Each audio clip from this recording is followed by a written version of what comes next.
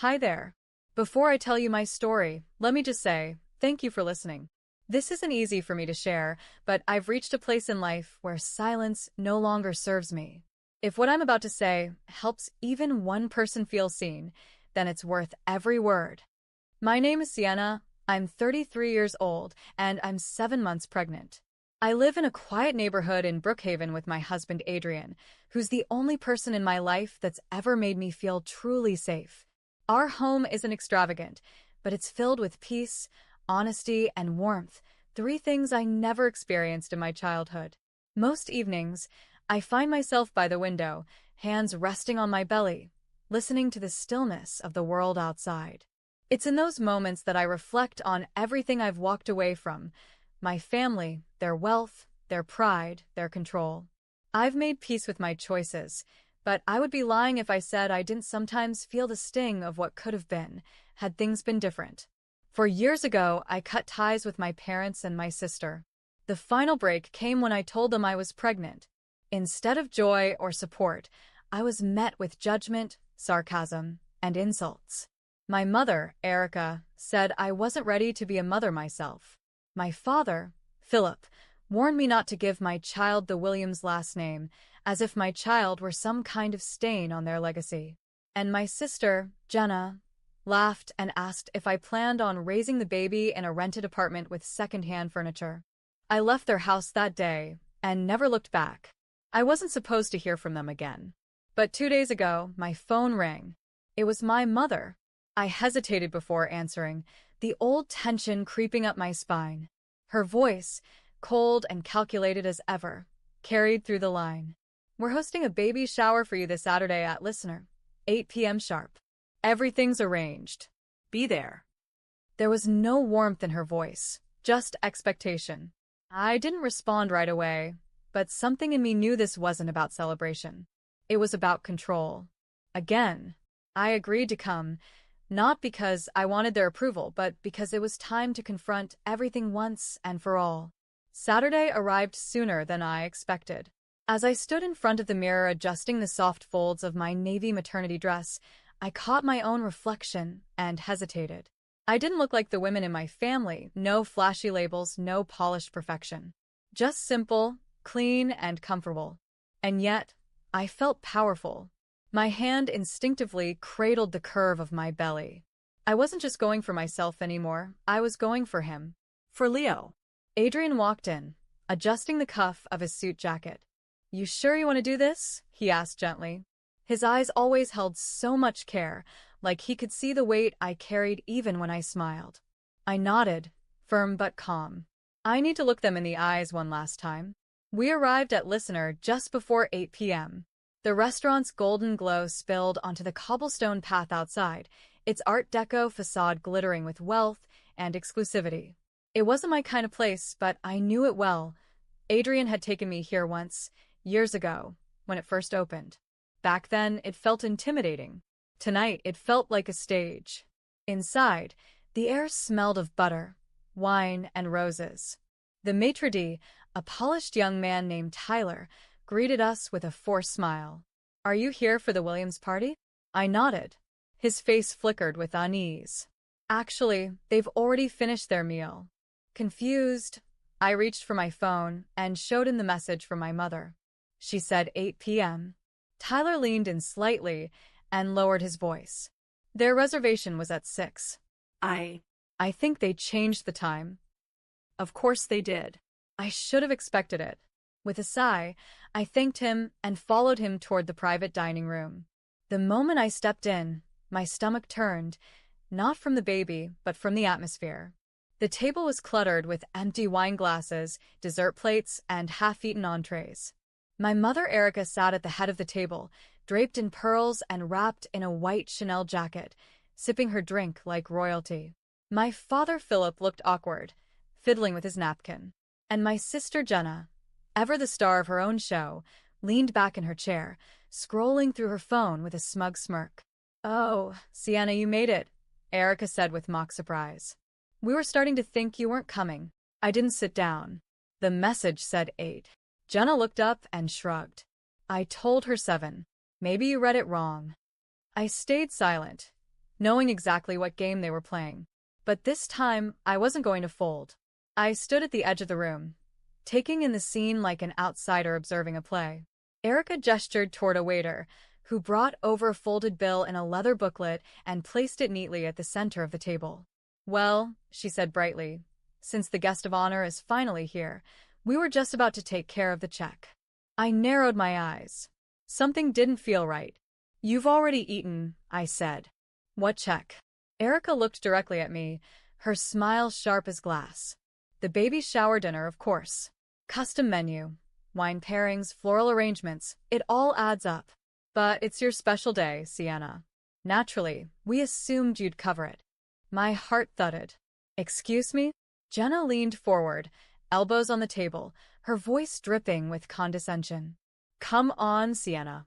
You're married to a CEO. Surely a little celebration like this isn't a big deal. It's just $6,800.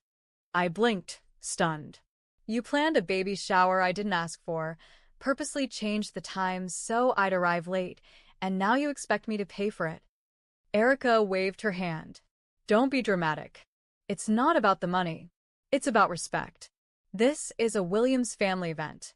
You represent us whether you like it or not. Or would you have preferred pizza and paper plates?" I felt Leo shift inside me, as if he, too, sensed the rising pressure in the room. My hands trembled slightly, but I kept my voice steady. "No. I'm not paying for this. You set this up to humiliate me, and I won't be part of it." Philip cleared his throat uncomfortably, but said nothing. Jenna laughed, a quick, dismissive sound. "Of course she won't. She never takes responsibility for anything." I turned to leave. "I don't owe you anything, especially not $6,800. Erica stood up, her voice growing sharp. "You ungrateful little girl. We built this name. We gave you everything. And now you spit in our face like this." I turned back, my voice louder this time, firm. "You didn't build anything. You bought appearances. I'm done pretending I owe you gratitude for your cruelty." That was the moment her face changed. Rage flushed her cheeks, and in one swift motion, she reached to the host's stand beside her, where the thick wooden menu board still sat. Before I could react, she lifted it with both hands and brought it down on my head. The room erupted in gasps as the heavy wood cracked against my skull. I stumbled back, the pain sharp and immediate, blood beginning to drip down the side of my face. My legs gave out beneath me, and I collapsed. Everything around me blurred into streaks of gold and red, the chandeliers above, the horrified faces, the distant clinking of glasses that suddenly fell silent. I was aware of the warmth trickling down the side of my face, the weight of my body sinking into the cold marble floor, and the gasp that escaped my lips not because of pain alone, but because I feared for the little life growing inside me. Then I heard his voice. "Sienna?" Adrian's footsteps thundered across the dining room. He dropped to his knees beside me, panic etched deep in his face. His hand cupped the side of my head as he gently turned me toward him, his thumb brushing away a streak of blood. "Stay with me," he whispered. "It's okay. I've got you." He looked up, voice firm and furious. "Call 911.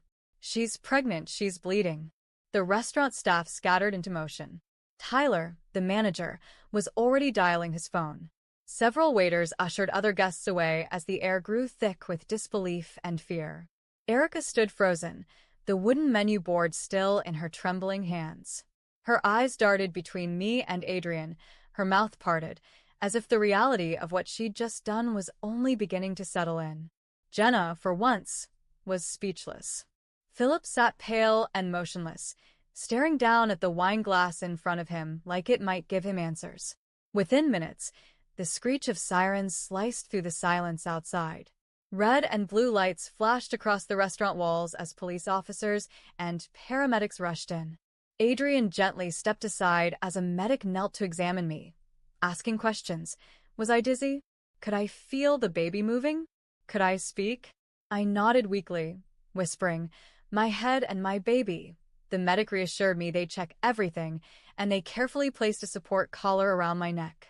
Meanwhile, Officer Grant, a tall, stern officer with a sharp jawline and calm authority approached the table. "Who assaulted this woman?" he asked clearly. Adrian pointed directly at Erica. "She did." "That's my wife. She's 7 months pregnant. She hit her with that board." Erica opened her mouth, but her voice cracked. It wasn't supposed to." "You're under arrest," Officer Grant said firmly, stepping toward her. "You have the right to remain silent." As he handcuffed her, the other officers took statements from witnesses, including the restaurant staff and Tyler, who confirmed that the reservation time had been manipulated and that everything had been planned without Sienna's knowledge. Chef Marco, the restaurant's owner, arrived moments later. Upon learning what had happened, he immediately cooperated with the authorities, offering security footage, financial records, and digital communication logs between Erica and the restaurant. As I was lifted onto the stretcher and wheeled toward the ambulance, Adrian stayed at my side, holding my hand tightly. "I'm here," he whispered, "and they're going to pay for everything." I believed him. 3 weeks later, I found myself sitting quietly in the front row of the Brookhaven County Courthouse, my body sore but healing, my mind sharper than ever. I was now approaching the end of my 8th month of pregnancy. Leo kicked gently from time to time, as if reminding me he was still with me, still safe. Adrian sat beside me, his hand resting on mine, both of us watching as the court officers prepared for the opening of a case that would expose everything my family had tried to hide for years. Inside the courtroom, seated at the defense table, were the same 3 people who had tried to control me all my life: my mother Erica, my father Philip, and my sister Jenna. But today, there were no pearls, no designer jackets, no smug smiles. Just pale skin, trembling hands, and a silence that echoed louder than anything they'd ever said to me. Their lawyer whispered nervously to them, but I could see the panic in their eyes. This time, there was no covering up the truth. The prosecutor, Victoria Reed, stood confidently and addressed the court. She began with the assault. "Your Honor, this case began with a violent act committed against a pregnant woman in a public restaurant. The assault was not only physical, it was symbolic of years of emotional manipulation and financial abuse by her own family." But that was just the surface. Victoria then presented the restaurant security footage, clearly showing Erica lifting and slamming the wooden menu board against my head. She played audio clips of the conversation before the attack, proving the $6,800 bill was part of a planned humiliation. Then came the second part of the case, the financial crimes. Victoria laid out a timeline of years of fraud committed by Philip through the Williams family real estate business: falsified invoices, embezzled funds, hidden debts dating back to 2010. Jenna's role in it all became clear. She had collected a salary for years without real work, filed false documents during her divorce, and claimed fake sales figures to maintain her image. When Adrian took the stand, he spoke with clarity and unwavering composure. "They tried to bury my wife in shame, in fear, in debt, but they forgot who she really is. And they underestimated me. I own Listener, and I had every record, every message, every surveillance angle saved." He provided spreadsheets, emails, and call logs. He testified not only to the restaurant attack, but also to the fraudulent behavior that had long tainted the Williams name. The courtroom was still when Victoria concluded. "What we have here is not a family legacy. What we have is a legacy of fraud, abuse, and manipulation. And now, justice must be served." The defense tried to paint it as a misunderstanding, Erica's actions as a moment of emotional distress, Philip's choices as financial desperation, Jenna's involvement as minimal. But it didn't matter. The truth was too loud to be ignored. The judge took only a few days to return with a verdict. The courtroom was filled with a heavy silence as the judge entered and took his seat. I sat upright, one hand on my belly, the other clasped in Adrian's. My heart pounded, not from fear, but from the weight of this moment. Years of silence, humiliation, and emotional torment had led to this single point in time. I didn't know what justice would feel like, but I was ready to find out. The judge, a composed and clear-voiced man in his 60s, adjusted his glasses, and read from the documents in front of him. In the matter of Erica Williams, Philip Williams, and Jenna Williams, this court finds the defendants guilty on multiple counts including assault with a deadly object, financial fraud, embezzlement, and falsification of legal documents. Erica closed her eyes. Jenna's shoulders collapsed. Philip exhaled shakily, his face ghostly pale. The judge continued. Erica Williams is hereby sentenced to 5 years in state prison for aggravated assault and accessory to financial fraud. Philip Williams is sentenced to 6 years in prison for embezzlement, tax fraud, and falsification of business records. Jenna Williams is sentenced to 4 years in prison, with 1 year suspended, for her role in document fraud, illegal income claims, and participation in false reporting. He paused, then looked directly at the defense table. Let this be a reminder that social image and status do not place anyone above the law. The court orders immediate seizure of all remaining Williams family assets. The estate will be liquidated. All fraudulent earnings must be returned. There were no outbursts, just stillness, an eerie, cold realization settling over my former family. As the bailiffs moved in to escort the 3 of them away, Erica turned around. Her voice cracked through the silence. Sienna, please. You don't have to do this. We're your family. I stood up slowly, my legs steady despite the weight I carried, both physical and emotional. You stopped being my family the day you chose control over care. I'm protecting my son. This was never about revenge. This was about ending the cycle. She didn't say another word. The 3 of them were let out in cuffs, their steps heavy and defeated. Outside the courthouse, the spring sun warmed my face. For the first time in years, I felt truly free. Just 4 days after the sentencing, I was standing in the kitchen folding a small blue blanket when I felt the first contraction hit. It wasn't sudden or sharp, just a slow, intense pressure that made me pause mid-movement and grip the edge of the counter. I'd felt Braxton Hicks before, but this was different. This was real. Adrian.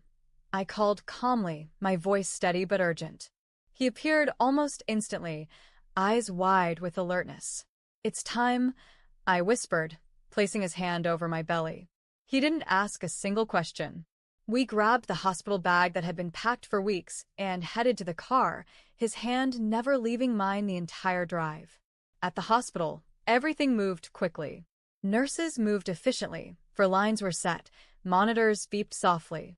The contractions intensified. The pain ebbed and surged like ocean waves crashing against my spine, but I focused on my breathing, on Adrian's voice gently counting me through it.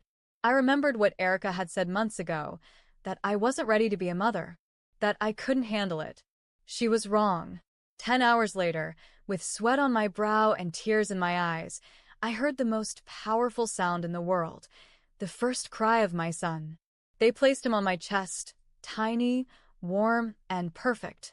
Leo, I breathed. Welcome home. Adrian kissed my forehead, his eyes wet. You did it, he whispered. We did it. In that moment, every courtroom, every insult, every wound, physical or emotional, faded into the background. I wasn't broken. I wasn't weak. I was a mother. And my son would never grow up in a home ruled by fear, shame, or control. He would grow up with love. 2 years later, on a crisp autumn morning in Brookhaven, I stood by the window of our sunlit home watching the golden leaves dance in the breeze. Leo, now a vibrant, curious toddler, ran through the backyard laughing as he chased after a falling leaf, his tiny sneakers crunching the grass. His laughter filled the air with life, a sound I had never known in my own childhood, a sound that reminded me daily of how far I'd come. Inside, the fireplace crackled, and the soft scent of cinnamon drifted from the kitchen where Adrian was preparing breakfast. Our life wasn't flashy or extravagant, but it was built on honesty, love, and strength. We had everything that truly mattered. From the bottom drawer of my desk, I pulled out a letter that had arrived last week. It was from Jenna. She was out of prison now, living in a small town under supervised probation. Her handwriting was shaky but familiar. The letter was filled with apologies explanations, and a quiet plea for reconciliation. I folded the paper without finishing it. I didn't need her words. The past couldn't be undone, and I had made peace with that. Forgiveness, maybe, but not return. Adrian walked into the room and wrapped his arms around me from behind, resting his chin on my shoulder as we watched Leo twirl among the leaves. "You okay?" he asked. I nodded, leaning into him. "Better than okay. We made the right choice. We left behind lies and built something real." He kissed my cheek. "No regrets." I smiled. Not one. Somewhere far away, my mother Erica was still serving her sentence. My father Philip remained in state custody, and Jenna was starting over on her own terms. I didn't wish them harm, but I no longer carried their burdens. As Leo ran up to the window, holding up a handful of leaves with pride, I opened the door and stepped into the yard to meet him. He ran into my arms, full of joy, full of trust, full of life. And for the first time in forever, I felt completely whole. It was late October, 2 years after the day my world changed. The leaves in Brookhaven had turned golden, and the air held a quiet chill that whispered of endings. I had just returned from the park with Leo when the letter arrived, a stamped envelope addressed in a familiar, tight cursive I hadn't seen in a long time. It was from the Illinois State Correctional Facility. It was from Erica. I didn't open it right away. I let it sit on the table for hours, untouched, while Leo napped and Adrian worked in the study. Finally, as twilight crept through the windows, I broke the seal. Inside was a short letter. No excuses, no explanations, just a request. She wanted to see me. One time.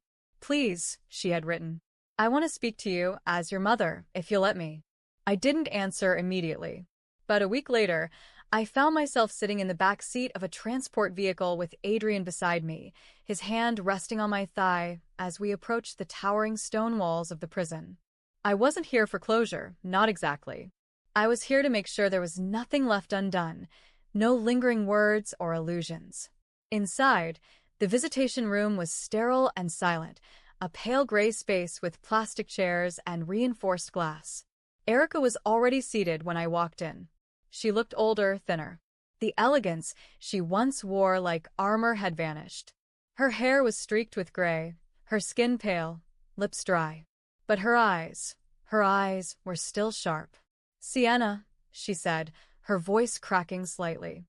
"You came." I nodded and sat across from her. "I came because I needed to hear it, whatever it is you think you need to say." She looked down for a moment, folding her hands. "I've had time to think. A lot of it. And I know now. I was cruel. Not just once, but for years. I punished you for being different. I let pride come before love." I didn't respond. I needed her to say it all.